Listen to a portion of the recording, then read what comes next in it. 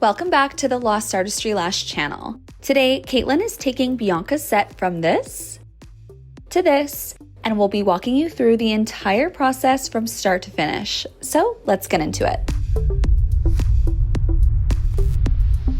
Just because we're doing a foreign lash fill doesn't mean we change anything about our pre-service prep. Like always, we're starting with a thorough lash bath to remove dirt, oils, makeup, and debris because the secret to achieving great retention starts here. A quick tip, make sure to cleanse the entire eye area, including the upper and lower eyelid, and spend a little extra time cleansing right at the base of the natural lashes where the extensions will be applied. That will help you achieve a magnetic-like connection between the extension and the natural lash. Okay, now that the lashes are squeaky clean, it's time to map everything out. So since this is a foreign lash fill, Caitlin has to be very strategic. She wants to completely switch up the vibes while also making sure that it blends seamlessly with Bianca's current lash set. Right now, Bianca is wearing a full set of DD Curl Mega Volume fans. So Caitlin's plan of attack is to remove all of the outgrown and twisted extensions and replace them with softer curls. C curl will be applied on the inner corner to the middle portion of the eye, then gradually transition to D curl for the rest of the set.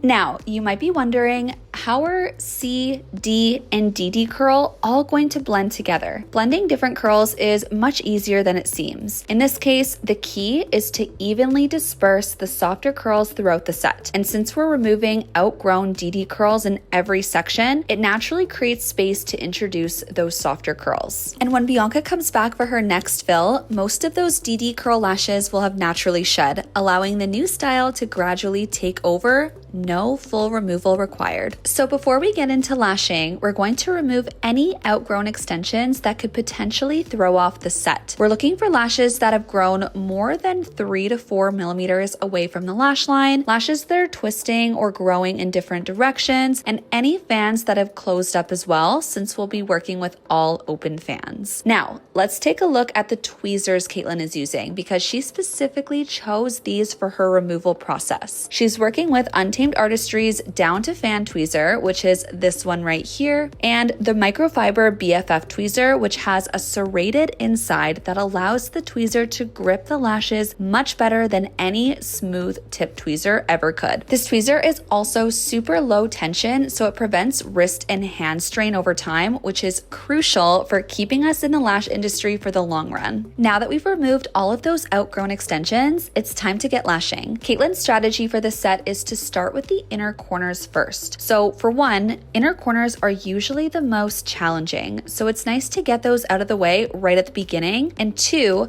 we did remove quite a few inner corner lashes, so there's more work to be done in that area. Today we're using a mix of handmade and pre-made fans to help speed up the service because we need to make up for some of that removal time, am I right? So for Caitlin's handmade fans, she'll be using our ultra dark volume line, and those will be the biggest fans in the set, consisting of 12D plus, and those fans will be applied to the strongest natural lashes. For her pre-made fans, she'll be using our textured pre-fan line in 8D and 10D on the weaker natural lashes. What's great about these is that they actually have multiple different lengths within each fan. So although they're labeled as 0.05, they actually weigh equivalent to a 0.03 because of those shorter lengths in the fan. These shorter lengths will also help us achieve a soft textured result, which is exactly what we're going for today. When it comes to mega volume, it's easy to create that blackout effect that lacks dimension. By that, I mean the darkness carries from the base all the way up to the tips. So even though we're looking to create lots of drama and darkness, we still want the set to have dimension by keeping the tips soft and airy. So using our textured pre-made fans will definitely help us achieve that. Caitlin will also be using the feathering technique where she mixes multiple different lengths in each section of the set. We talk about this technique a lot on our channel because it really does make a huge difference. It's one of those simple techniques that takes your sets from good to great, and it's something we do for every single set that you see on our channel. Okay, the set is almost complete. We actually forgot to film the next part, but we applied our super bonder directly to the base of the lash lashes to lock in glue fumes, add elasticity to the bond, and overall just improve our retention. And now the moment that we've all been waiting for, here are the final results. Be honest, how do you think Caitlin did on this set? Be sure to show her some love and rate it from 1 to 10 in the comments below. If you have any questions about the set, Caitlin is more than happy to answer them in the comments below. As always, thank you so much for tuning in, and we'll see you on the next video. Bye for now.